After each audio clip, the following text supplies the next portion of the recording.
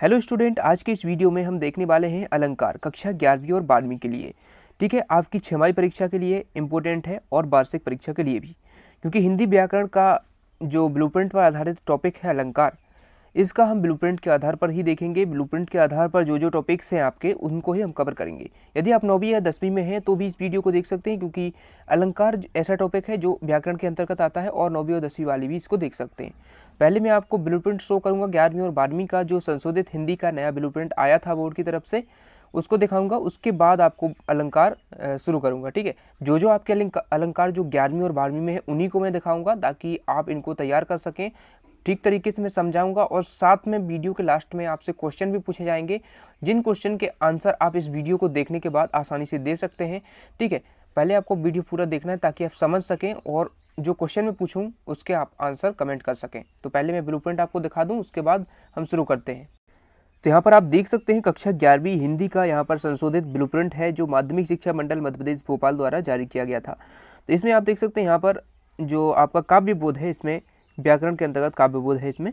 तो इसमें देख सकते हैं अलंकार जो टॉपिक है आपका, परिचय एवं प्रकार, मानवीकरण, पुनरुक्ति, प्रकाश, संदेह, भ्रांतिमान और विरोधाभास, इतने अलंकार आपको पढ़ने हैं आपकी परीक्षा के लिए। और जो अलंकार समेत सभी जो व्याकरण है आपकी, वो 9 अंक की पूछी जानी है, और जिनमें से आपके ऑब्जेक्टिव क्वेश्चन 5 होंगे, 2 अंक के 2 प्रश्न होंगे। टोटल मिलाकर आपके 2 प्रश्न पूछे जाने हैं और 5 ऑब्जेक्टिव आपके पूछे जाने हैं। ठीक है, तो इस प्रकार से आपकी व्याकरण होगी, जिसमें आज हम अलंकार जो टॉपिक है आपका कवर करेंगे 11वीं और 12वीं। देख सकते हैं आप यहाँ पर 12वीं का भी दिखा देते हैं आपको ब्लूप्रिंट। 12वीं में भी आप देख सकते हैं काव्यबोध के अंतर्गत अलंकार का परिचय, प्रकार, मानवीकरण, पुनरुक्ति, प्रकाश, संदेह, भ्रांतिमान और विरोधाभास, यही अलंकार आपको 11वीं और 12वीं दोनों कक्षाओं के लिए है। तो यदि आप 11वीं में है तो इसको कंप्लीट कर लेते हैं तो आपकी 12वीं का भी कवर हो जाएगा। यदि आप 12वीं में है तो आपको इसको कंप्लीट कर लेना है। ठीक है, तो चलिए हम शुरू करते हैं, उसको देखते हैं। तो देखिए यहाँ पर देख सकते हैं अलंकार कक्षा 11वीं और 12वीं। सबसे पहले हम देखेंगे अलंकार होता क्या है। अलंकार की परिभाषा सबसे पहले आपको याद करनी होगी, क्योंकि अलंकार जब हम पढ़ रहे हैं तो हमें उसके बारे में पता होना चाहिए अलंकार होता क्या है। तो देख सकते हैं यहाँ पर काव्य की शोभा में वृद्धि करने वाले साधनों को अलंकार कहते हैं। ठीक है, यहाँ पर देख सकते हैं काव्य की शोभा में वृद्धि करने वाले साधनों को अलंकार कहते हैं। और आगे देख सकते हैं अलंकार से काव्य में रोचकता, चमत्कार और सुंदरता उत्पन्न होती है। आचार्य रामचंद्र शुक्ल ने अलंकार को काव्य की आत्मा माना है। ठीक है, तो इस प्रकार से आप इसको देख सकते हैं। तो अलंकार की ये परिभाषा आप लिख लेंगे। ठीक है, काव्य की शोभा में वृद्धि करने वाले साधनों को अलंकार कहते हैं। अलंकार से काव्य में रोचकता, चमत्कार और सुंदरता उत्पन्न होती है। तो इस प्रकार से इसको आप लिख सकते हैं। आचार्य रामचंद्र शुक्ल ने इसको काव्य की आत्मा माना है। इसको भी आपको लिखना है यदि आपसे डेफिनेशन पूछा जाए। देखिए पूछा कैसे जाता है, पहले आपसे डेफिनेशन पूछी जाएगी अलंकार की, और उसके बाद उसमें पूछा गया मानवीकरण अलंकार लिखिए, उसको उदाहरण सहित बताइए। तो आपसे अलंकार की डेफिनेशन पूछ सकता है, या फिर आपसे मानवीकरण अलंकार की डेफिनेशन पूछेगा और उसका आपसे उदाहरण पूछेगा। तो ये अलंकार हैं जो हमें पढ़ने हैं आपके 11वीं और 12वीं में। तो यहाँ पर देख सकते हैं मानवीकरण अलंकार, पुनरुक्ति, प्रकाश अलंकार, संदेह अलंकार, भ्रांतिमान अलंकार और विरोधाभास अलंकार, ये 5 अलंकार आपको 11वीं और 12वीं में पढ़ने हैं। तो चलिए हम शुरू करते हैं। सबसे पहले देखते हैं मानवीकरण अलंकार की परिभाषा। तो जो मानवीकरण अलंकार है इसकी परिभाषा हम देखते हैं। मानवीकरण अलंकार का मतलब क्या होता है, ऐसी जो क्रियाएं जो मानव करते हैं लेकिन उनका उदाहरण यदि किसी अन्य शब्द के द्वारा, आपको अन्य चीज़ों के द्वारा बताया जा रहा है, जैसे कि पेड़ पौधे, बादल, ये सभी जो वस्तुएं हैं, ये मानव की जैसी क्रिया नहीं कर सकते, लेकिन फिर भी उनको कविता या जो काव्य है उसमें ऐसे दिखाया जाता है कि मानव की जैसी क्रिया कर रहे हैं। तो वहाँ पर मानवीकरण अलंकार होता है। तो इसको हम पहले डेफिनेशन इसकी देख लेते हैं, उसके बाद उदाहरण से अच्छे से समझेंगे तो आपको अच्छे से क्लियर हो जाएगा। तो यहाँ पर देख सकते हैं जब प्राकृतिक वस्तुओं जैसे पेड़ पौधे, बादल आदि में मानवीय भावनाओं का वर्णन हो, यानी निर्जीव चीज़ों में सजीव होना दर्शाया जाए, वहाँ पर मानवीकरण अलंकार होता है। ठीक है, तो यहाँ पर इस प्रकार से आप समझ सकते हैं, जहाँ पर मानवीय भावनाओं का वर्णन निर्जीव चीज़ों के द्वारा हो, वहाँ पर क्या होता है, मानवीकरण अलंकार होता है। मानवीकरण अलंकार के उदाहरण में आपको बता दूं, यहाँ पर देख सकते हैं फर्स्ट उदाहरण लिया है हमने, फूले हंसे कलियां मुस्काई। तो यहाँ पर दिया गया है फूल हंसे और कलियां मुस्कुराई। तो यहाँ पर जो फूल है वो कलियां हैं, ये मुस्कुराते तो हैं नहीं, ना हंसते हैं। तो यहाँ पर लेकिन मानवीय क्रियाओं को फूलों के द्वारा और कलियों के द्वारा दिखाया जा रहा है, इसलिए यहाँ पर कौन सा अलंकार हो जाएगा, मानवीकरण अलंकार। तो इस प्रकार से आपको समझना है। जब आप समझ के पढ़ेंगे तो आपको सभी क्वेश्चन है क्लियर हो जाएंगे और आपको जल्दी याद हो जाएंगे आपकी वार्षिक परीक्षा और छमाही परीक्षा के लिए। ठीक है, उसके बाद यहाँ पर देख सकते हैं इसका थोड़ा विस्तार से इसमें बताया गया है। जैसा कि ऊपर दिखाया गया जो उदाहरण है उसमें दिया गया है कि फूल एवं कलियां हंस रहे हैं लेकिन जैसा कि हम सब जानते हैं, हंसने व मुस्कुराने की क्रियाएं केवल मनुष्य ही कर सकता है, प्राकृतिक चीज़ें नहीं। ये असलियत में संभव नहीं है। ठीक है, ये असलियत में संभव नहीं है। तो ऐसी जो चीज़ें, जो मुस्कुराने की क्रियाएं हो गई, ये जो क्रियाएं हैं वो केवल मनुष्य कर सकता है, लेकिन जो अन्य चीज़ें हैं वो नहीं कर सकती, लेकिन इसमें दिखाया जा रहा है कि वो कर रहे हैं। ठीक है, तो यहाँ पर कौन सा अलंकार हो जाएगा? मानवीकरण अलंकार। यहाँ पर आगे पढ़ सकते हैं। एवं देखिए, ये सब समझाने के लिए आपको लिखा है, इसको आपको याद नहीं करना है, आपको केवल इसकी परिभाषा आपको याद करनी है मानवीकरण अलंकार की, और उसका एक उदाहरण या दो उदाहरण आप कर सकते हैं। ठीक है, इसको आप लिख देंगे उदाहरण के रूप में। ठीक है, आपको समझाना नहीं है, समझाने के लिए मैंने इसको आपको लिखा है ताकि आपको यहाँ पर समझ में आ जाए। ठीक है, तो यहाँ पर हमने देख लिया था यहाँ पर एवं हम जिन चीज़ों का यहाँ पर जानते हैं एवं सजीव भावनाओं का वर्णन, ठीक है, करते हैं, वहाँ पर मानवीकरण अलंकार होता है। अतः यह उदाहरण मानवीकरण अलंकार के अंतर्गत आएगा। तो इस प्रकार से इसको आप देख सकते हैं। दूसरा उदाहरण हमने लिया है वसुंधरा बिखेर देती मोती सबके सोने पर, रवि बटोर लेता है उसको सदा सवेरा होने पर। ठीक है, तो इसमें देख सकते हैं आप, जो रवि है वो बटोर लेता है, सवेरा होने पर जो वसुंधरा बिखेर देती है मोती, यानी जो जैसा कि आप सबने देखा होगा, जब रात होती है, ठीक है, जब रात होती है तो रात में जो ओस की बूंदें हैं वो पृथ्वी पर छा जाती हैं। ठीक है, तो जब सुबह होती है, सवेरा होता है, तो रवि क्या करता है, सूर्य उगता है, जिसकी वजह से वो जो बूंदें हैं वो वाष्पित हो जाती हैं और गायब हो जाती हैं। तो इसका मतलब क्या है, वसुंधरा बिखेर देती है और रवि बटोर लेता है, लेकिन वो वास्तव में बटोर थोड़ी ना रहे हैं, वहाँ पर तो जो क्रियाएं हैं वो मानवीय क्रियाएं दिखाई जा रही हैं, इसलिए यहाँ पर कौन सा अलंकार हो जाएगा? मानवीकरण अलंकार। ठीक है, तो उदाहरण में जैसा कि आपको ऊपर दिया गया उदाहरण है, उसमें आप देख सकते हैं कि यहाँ पर वसुंधरा द्वारा मोती बिखेरने और सूर्य द्वारा उसे सवेरे एकत्र कर लेने में मानवीय क्रियाओं का आरोप है, अतः यह उदाहरण मानवीकरण अलंकार के अंतर्गत आएगा। ठीक है, तो इस प्रकार से इसको आप समझ सकते हैं।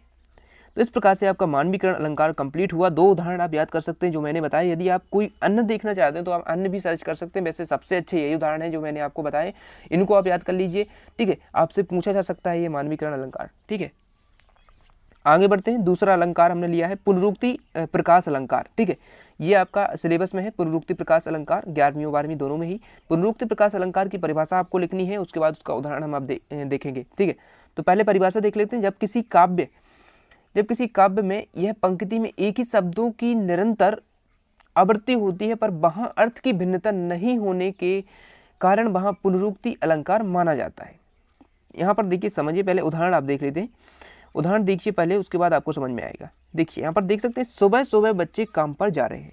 तो सुबह सुबह में जो शब्द हैं उनका मतलब एक ही है, लेकिन उसको दो बार लिखा जा रहा है ताकि वाक्य अच्छा लगे। ठीक है, तो यहाँ पर अब फिर से आप इस डेफिनेशन को पढ़िए। यहाँ पर देख सकते हैं, जब किसी काव्य में यह पंक्ति में एक ही शब्दों की निरंतर आवृत्ति होती है, एक ही शब्द है सुबह सुबह, उसकी आवृत्ति दो बार हो रही है, पर वहाँ अर्थ की भिन्नता नहीं होने के कारण, मतलब उसका अर्थ तो एक ही है, वहाँ पुनरुक्ति अलंकार वो है माना जाता है। साधारण अर्थों में समझें तो जब कभी भाव को रोचक बनाने के लिए, कथन को प्रभावशाली बनाने के लिए एक शब्द का अधिक बार समान अर्थ में प्रयोग करता है, वहाँ पुनरुक्ति प्रकाश अलंकार होता है। ठीक है, तो रोचक बनाने के लिए, जैसे सुबह सुबह अच्छा लगता है, तो सुबह सुबह ऐसा उसको लिखने के लिए। ठीक है, तो यहाँ पर जो उदाहरण है इनका, इसको देख लीजिए। सुबह सुबह बच्चे काम पर जा रहे हैं, तो उपरोक्त प्रसंग में सुबह सुबह शब्द का अर्थ एक ही है, जबकि यहाँ पर दो बार प्रयुक्त हुआ है। यह काव्य की सुंदरता आदि को बढ़ाने के लिए प्रयोग हुआ है, जिससे अर्थ में भिन्नता ना हो।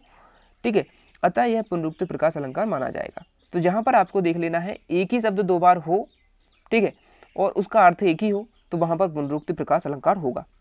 ठीक है, दूसरा उदाहरण हम देख सकते हैं यहाँ पर, शांत सरोवर का डर किस इच्छा से लहरा कर हो उठा चंचल चंचल। ठीक है, तो यहाँ पर देखिए, चंचल चंचल, यहाँ पर ये जो वर्ड आए हैं यहाँ पर, इनमें कौन सा अलंकार हो जाएगा? पुनरुक्ति प्रकाश। तो इसको आप पढ़ सकते हैं। ठीक है, चंचल शब्दों की आवृत्ति के कारण यहाँ पर पुनरुक्ति प्रकाश अलंकार होगा। आप देख सकते हैं, थर्ड अलंकार लिया है हमने, संदेह अलंकार, जो आपके सिलेबस में है। तो पुनरुक्ति प्रकाश आपको क्लियर हुआ, मानवीकरण आपको क्लियर हो गया। अब हम देखते हैं संदेह अलंकार। इसके बाद मैं आपसे क्वेश्चन पूछूंगा जो कि इस वीडियो के लास्ट में पूछे जाएंगे, वो आपसे डेफिनेटली बन जाएंगे क्योंकि आपने इसको अच्छे से समझा है।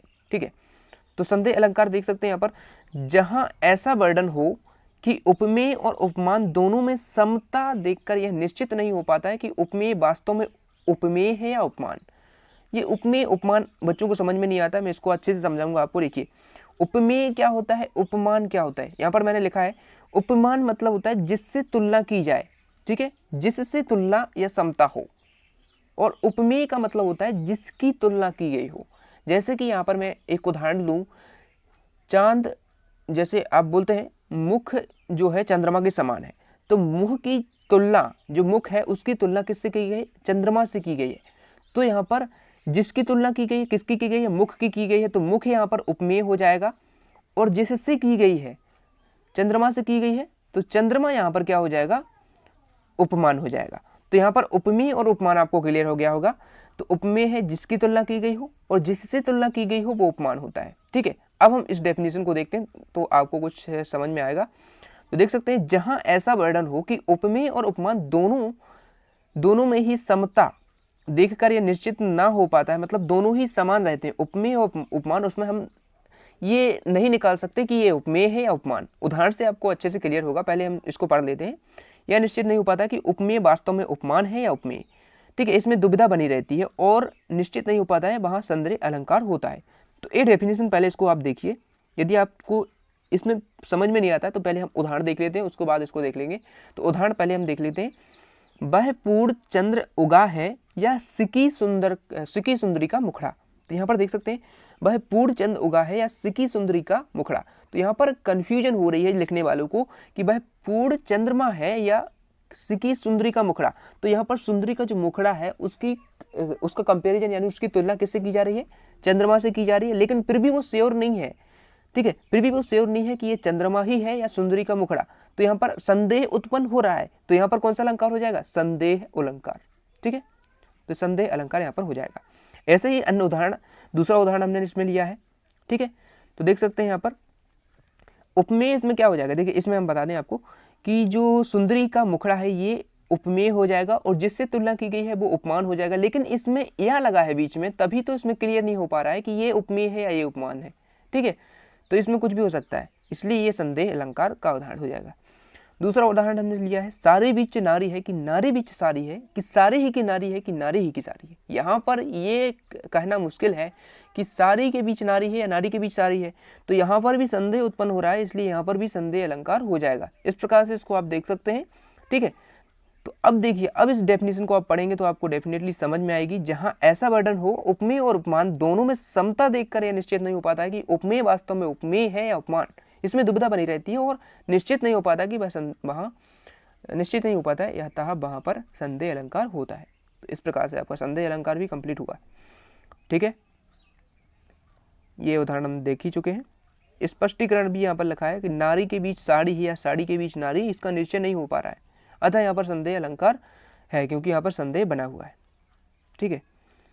देखिए अब हम देखते हैं क्वेश्चन, चूंकि दो अलंकार आपके रह गए हैं तो उनको भी हम नेक्स्ट वीडियो में देखेंगे, ठीक है। तो पहले हम क्वेश्चन पूछते हैं, जो मैंने बोला था आपसे शुरू में कि जो आपने अभी पढ़ा है, अब आपको क्या करना है, इन क्वेश्चन के आंसर देने हैं। यदि आपके इन क्वेश्चन के आंसर दे दिए तो आप समझना कि आपसे ये टॉपिक आपको समझ में आ गया, ठीक है। तो प्रश्न है, यदि उपमेय और उपमान में निश्चित ही ना हो कि कौन क्या है तो अलंकार कौन सा होता है। कमेंट में आंसर बताएंगे। देखिए सबसे पहले प्रश्न 1 है, प्रश्न 1 आप डालेंगे। देखिए कैसे आपको लिखना है, आप डालेंगे प्रश्न 1, ठीक है, या क्वेश्चन डाल सकते हैं क्वेश्चन 1 और उसका आंसर आप लिख देंगे, ठीक है। कमेंट में लिखना है, क्वेश्चन 2 लिखना है और यहाँ पर आंसर उसका लिखना है। 3 क्वेश्चन मैंने आपसे पूछे। तो पहला क्वेश्चन है, यदि उपमेय और उपमान में निश्चित ही ना हो कि कौन क्या है तो अलंकार कौन सा होता है, ये आपको बताना है, ठीक है। जो बच्चे ज़्यादा से ज़्यादा कमेंट करेंगे, अपना आंसर जिनका सही होगा, अगले वीडियो में मैं उनका नाम भी अनाउंस करूंगा। दूसरा क्वेश्चन है, बार बार आती है मुझको मधुर याद बचपन तेरी, गया ले गया तू जीवन की सबसे मस्त खुशी मेरी, मैं कौन सा अलंकार है। तो यहाँ पर आपको बताना है कौन सा अलंकार है, ठीक है। दूसरा क्वेश्चन आपका हो गया। तीसरा क्वेश्चन है, वह पूर्ण चंद्र उगा है या सिकी सुंदरी का मुखड़ा, पंक्ति में कौन सा अलंकार है, ठीक है। तो यहाँ पर भी आपको बताना है। तो इस प्रकार से हमारा पूरा वीडियो आज कंप्लीट हो गया है। अगली पार्ट में आपका अलंकार के 2 अलंकार बचे हुए हैं, उनको भी हम कंप्लीट कर लेंगे। उसके बाद व्याकरण के आगे के टॉपिक हैं वो कंप्लीट करेंगे, ठीक है। और टॉपिक जो भी आप चाहते हैं कमेंट जरूर कीजिए। कमेंट नहीं करेंगे तो हमें कैसे पता लगेगा कि आपको कौन से टॉपिक में परेशानी आ रही है। तो कमेंट जरूर करना और वीडियो को लाइक जरूर कर देना और सब्सक्राइब अभी तक नहीं किया है, सब्सक्राइब आपने नहीं किया है तो उसको भी कर लेना और बेल आइकन को प्रेस कर लेना, और हमारे सेकंड चैनल जो है हमारा उसको भी सब्सक्राइब कर लेना, लिंक डिस्क्रिप्शन में मिल जाएगी, क्योंकि वहाँ पर भी इंपॉर्टेंट क्वेश्चन के वीडियो आएंगे। ठीक है, थैंक्स फॉर वॉचिंग।